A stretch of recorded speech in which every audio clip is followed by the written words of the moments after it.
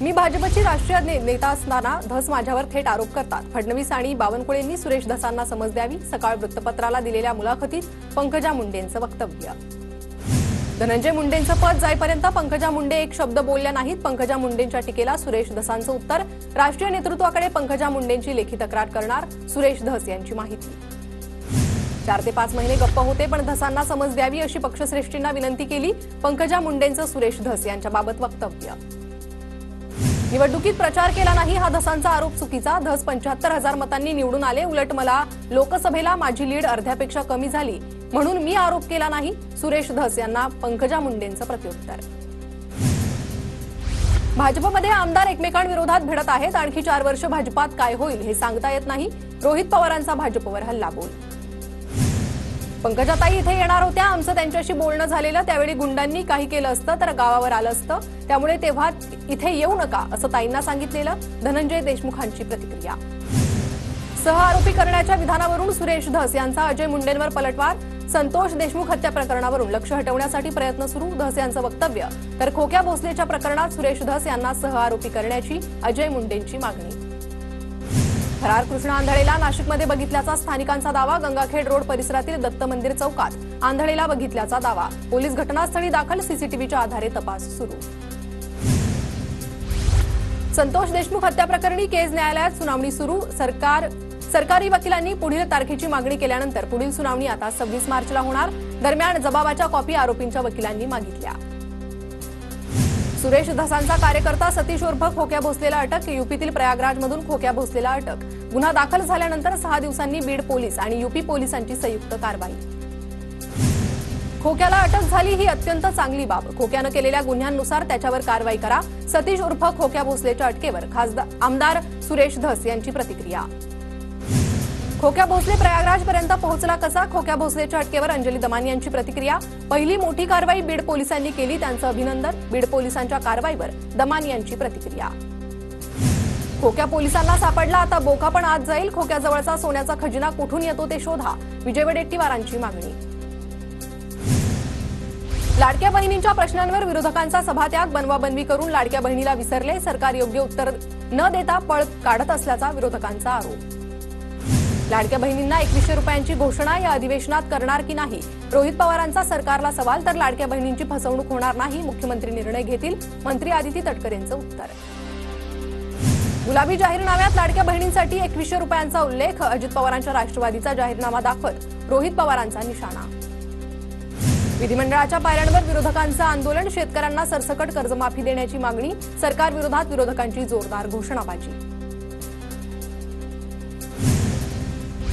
माजी आरोग्यमंत्री तानाजी सावंतांच्या काळातील 35 कोटींच्या 100 शववाहिका धूळ खात पडून. तर 100 शववाहिकांबाबत संबंधित मंत्र्यांना विचारू. कोरोना काळात अनेक रुग्णवाहिका शववाहिका खरेदी केल्या होत्या. अजित पवारांची प्रतिक्रिया. प्रशांत कोरटकरच्या अंतरिम जामिनाबाबत कोल्हापूर कोर्ट आज निकाल देणार. इंद्रजित सावंत धमकी प्रकरणी केलेल्या इतर हस्तक्षेप याचिका कोर्टानं फेटाळल्या. हिंदू तरुणांच्या संकल्पनेला माझा नेहमी पाठिंबा. खाटिकांना मल्हार सर्टिफिकेशनवरून नितेश राणेंची प्रतिक्रिया. तर मल्हार सर्टिफिकेशन नसल्यास मांस खरेदी करू नका, राणेंचं आवाहन. देशात पुन्हा फाळणीचं बीज रोवण्याचा प्रयत्न. मोदींनी अशा पिलावळींना आवरावं. मोदींना त्यासाठी पत्र लिहिणार. नितेश राणेंच्या वक्तव्यानंतर संजय राऊतांचं विधान.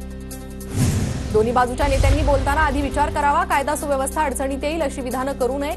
नितेश राणेंनी मुस्लिम समाजाबाबत वक्तव्य केल्यानंतर अजित पवारांची प्रतिक्रिया. इतिहासाचं विकृतीकरण करून देश बर्बाद करायचा एवढंच माहीत. आगी लावायचं असलो गल्ली फिरा.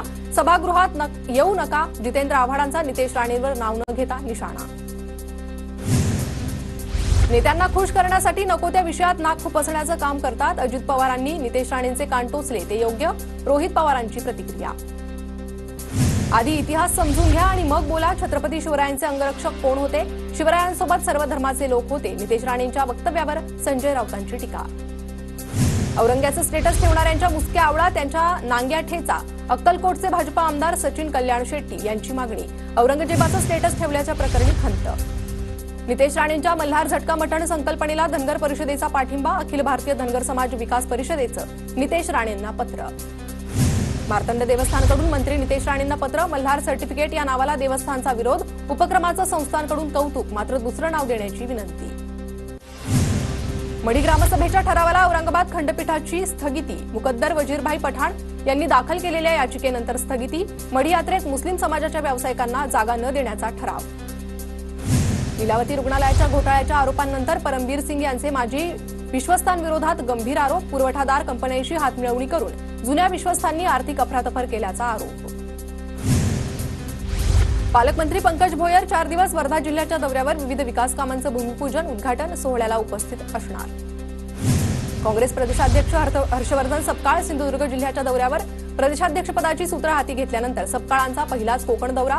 15 ते 16 मार्च दरम्यान सपकाळांचा कोकण दौरा. विरारमध्ये बविया आणि भाजप पदाधिकाऱ्यांमध्ये बाचाबाची. विकास कामाच्या श्रेयवादावरून रस्त्यातच बाचाबाची झाल्याचा प्रकार. विरार पूर्वच्या कोपरी गावातील जलवाहिनीच्या कामावरून श्रेयवाद. छत्रपती शिवाजी महाराजांची द्विलिपीत केलेली राजमुद्रेचं राज ठाकरेंच्या हस्ते अनावरण. मोडी आणि देवनागरी लिपीत राजमुद्रेचं अनावरण. तेजस लोखंडे यांनी ही राजमुद्रा तयार केली आहे. स्वारगेट लैंगिक अत्याचार प्रकरणी सरकारी वकील म्हणून अजय मिसर यांच्या नावाचा प्रस्ताव. पीडित तरुणीकडून असीम सरोदेंची सरकारी वकील म्हणून नेमणूक करण्याची मागणी. पीडितेनं अर्ज भरण्यास उशीर केल्याचं पोलिसांचं स्पष्टीकरण. अबू आझमी चौकशीसाठी मरीन ड्राईव्ह पोलीस ठाण्यात. औरंगजेबबाबत वादग्रस्त वक्तव्य केल्याप्रकरणी समाजवादी पक्षाचे नेते अबू आझमींना अटकेपासून संरक्षण. कल्याणमध्ये 65 बेकायदा इमारतींच्या प्रकरणात मोठी कारवाई. काही विकासकांनी खोटे 7/12 उतारे केल्याचं समोर. प्रांत अधिकारी आणि तहसीलदारांकडून घटनेची दखल. रामनगर पोलिसांकडून चौकशी. वर्ध्याच्या न्यू आर्ट्स कॉमर्स आणि सायन्स कॉलेजच्या वतीनं वित्तीय व्यवस्थापन कार्यशाळेचं आयोजन. कार्यशाळेत नागरिकांना आर्थिक गुंतवणुकीबाबत मार्गदर्शन. सांगलीच्या शिराळामध्ये भुईकोट किल्ल्यावर छत्रपती संभाजी महाराजांची भव्य रांगोळी साकार. 1.5 टन रांगोळीचा वापर करत 7000 स्क्वेअर फूट परिसरात रांगोळी साकारली. जळगावात धुलीवंदनाच्या पार्श्वभूमीवर 14 जणांना 3 दिवसांसाठी हद्दपारीचे आदेश. 14 जणांना शहराबाहेर पाठवण्यासंदर्भातील प्रस्तावाला प्रांताधिकारी विनयकुमार गोसावींकडून मंजुरी. पुण्याच्या दौंडमध्ये युवकाला लाथाबुक्क्यांनी मारहाण करणाऱ्यांविरोधात दौंड पोलीस ठाण्यात गुन्हा दाखल. दौंडमधील पानसरेवाडीतील घटना. पुण्याच्या राजगुरुनगर भीमाशंकर मार्गावर हिट अँड रनची घटना. भरधाव वेगानं आलेल्या कारनं 3 दुचाकींसह पादचाऱ्यांनाही उडवलं. चालक मद्यपान करून कार चालवत असल्याचा स्थानिकांचा आरोप. तर कार चालवणारा डॉक्टर असल्याची माहिती. नागपूरच्या एमआयडीसी परिसरात ई सिगारेटचा अवैध धंदा उघड. 2 लाखांचा माल जप्त.